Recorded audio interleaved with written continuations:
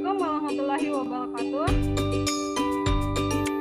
Waalaikumsalam warahmatullahi wabarakatuh. Apa kabar hari ini anak-anak? Baik, Bu. Apakah masih ada yang belum hadir di Zoom meeting atau sudah hadir semua? Alhamdulillah sudah hadir semua, Bu.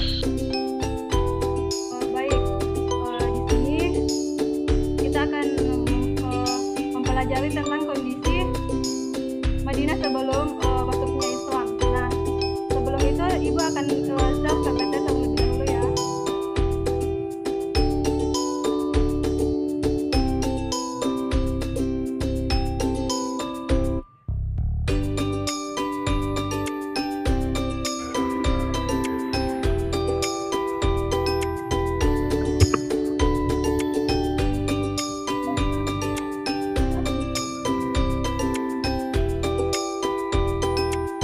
Baik, anak-anak, apakah bisa melihat tampilan PPT yang Ibu share? Ya, Bu. Nah, saat ini kita akan membahas tentang kondisi Madinah sebelum Islam atau sebelum masuknya Islam di Madinah. Nah,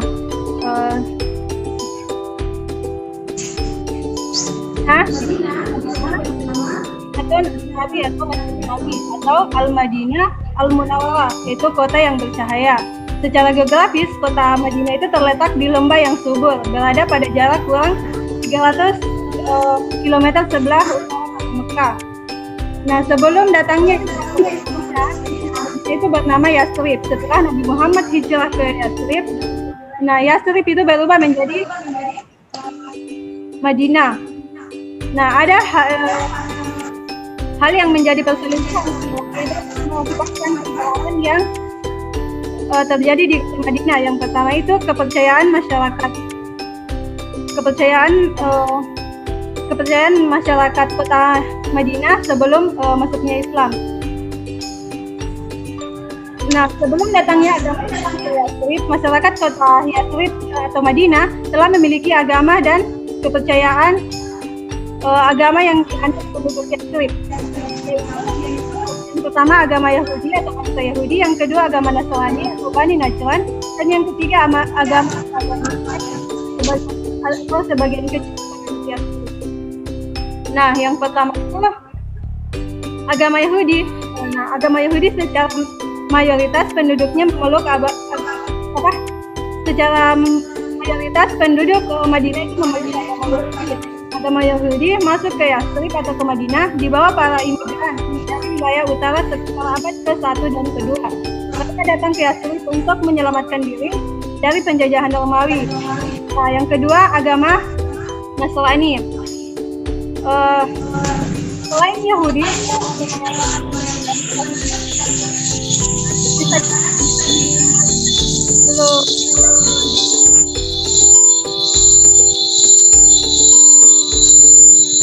lanjut. Yang kedua itu agama Nasrani. Selain agama Yahudi, penduduk Yathrib atau penduduk Madinah ada yang memeluk agama Nasrani. Nah, penganut agama Nasrani merupakan dari Bani Najran. Masyarakat Bani Najran pada tahun 1343 Masehi ketika 343 Masehi. Nah, yang terakhir itu agama paganisme atau sebagian. Nah, agama paganisme atau penduduk sama tadi yang kedua tadi agama Yahudi dan agama Nasrani, sebagian kecil ada yang mengikuti keyakinan orang Quraisy atau penduduk Mekah. Ini dikenal dengan paganisme, yaitu kepercayaan kepada benda-benda dan kekuatan alam seperti matahari, bintang, bulan, dan sebagainya. Nah, yang kedua itu faktor yang kedua itu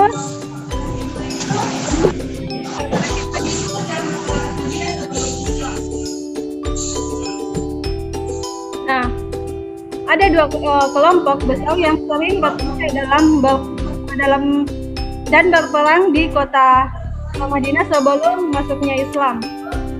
Nah, yang pertama itu kelompok bangsa Yahudi terdiri dari suku Bani Hunaykah, Nadir, dan Dan yang kedua, kelompok kedua bangsa Arab dari suku Aus dan Khazraj. Nah, yang pertama itu bangsa Yahudi. Bangsa Yahudi di Madinah terdiri dari 3 kabilah, yaitu Hunaika tadi, Nadir, dan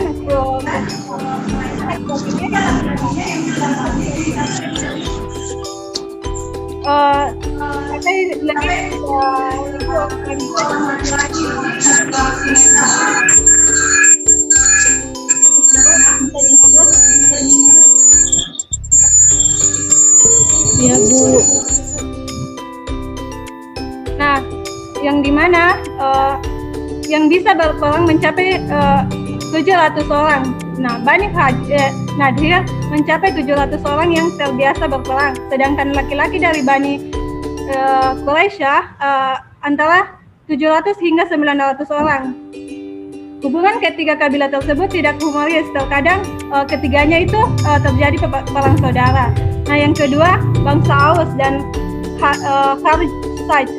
2 suku yang terkemuka di Arab Selatan. Suku ini mendiami Yathrib jauh sebelum Islam datang ke garis keturunan suku Aus dan Khazraj sampai ke kabilah besar Yaman yang bernama Bani As. Keturunannya terpecah menjadi 2 kelompok yang saling bermusuhan itu dan berperang. Perang saudara berlangsung lebih dari 120 tahun. Kedua kelompok memiliki daerah kekuasaan sendiri di kota Madinah. Kabilah Aus menempati wilayah daratan tinggi di selatan dan di timur. Wilayah yang mereka tempati subur dan terkenal dengan hasil pertaniannya. Nah, sedangkan kabilah Khazraj tinggal menempati wilayah daratan rendah di tengah utara Madinah. Nah, dan yang ketiga itu kondisi ekonomi masyarakat Madinah sebelum Islam. Yang pertama itu kota yang makmur dan subur dengan pertanian kurma dan anggur. Yang ketiga, terdapat beberapa pabrik yang dikelola orang Yahudi. Dan yang ketiga, terdapat pasar Bani Kainuka. Dan yang terakhir itu kondisi masyarakat Madinah sebelum Islam. Yang pertama itu suku Aus, kedua suku Khazraj, dan yang ketiga kaum Yahudi yang memecah belah suku Aus dan suku Khazraj. Nah, mungkin sampai di situ paparan materinya. Anak-anak, apakah ada yang ingin ditanyakan? Saya, Bu.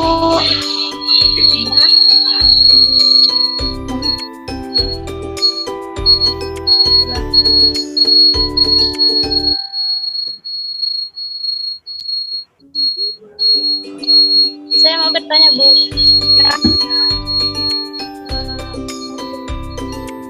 Kota Yathrib dikenal sebagai kota apa ini, Bu? Baik.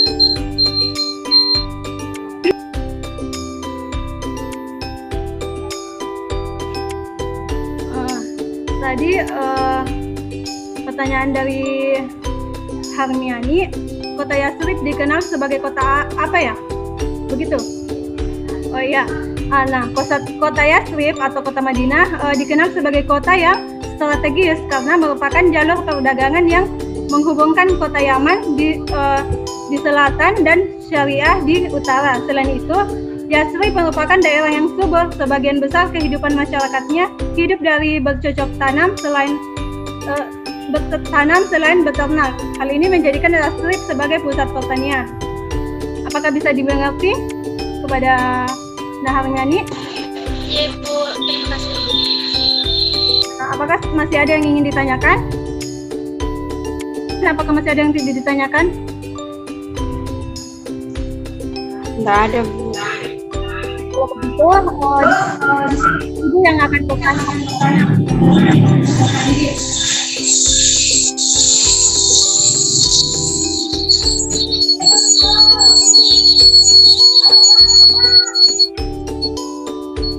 Baik, kepada Hilary Suwana, Ibu bertanya.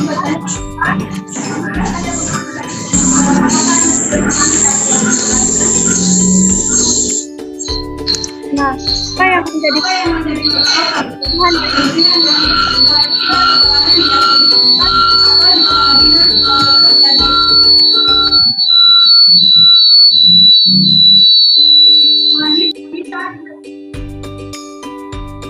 Keluar, Kak.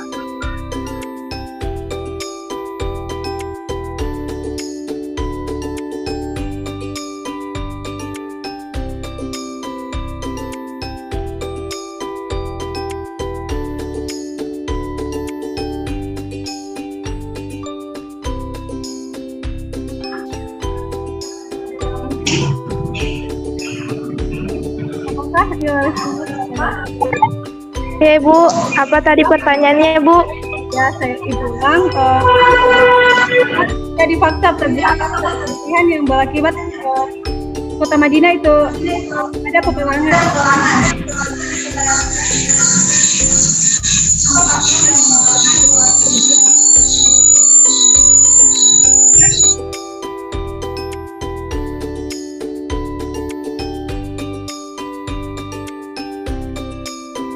Mungkin suaranya Ilaris Wana tidak kedengaran.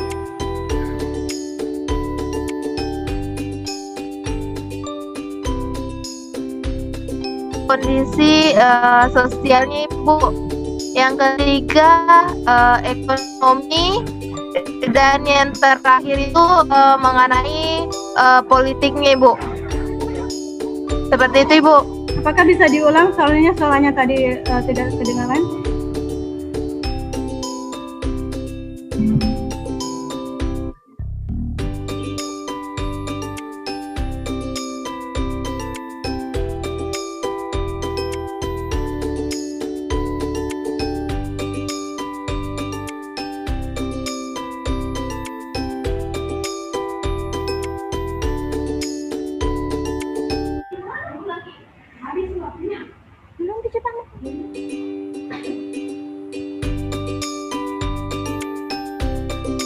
Ada Saudara Harimani bisa menjawab pertanyaan yang Ibu tadi?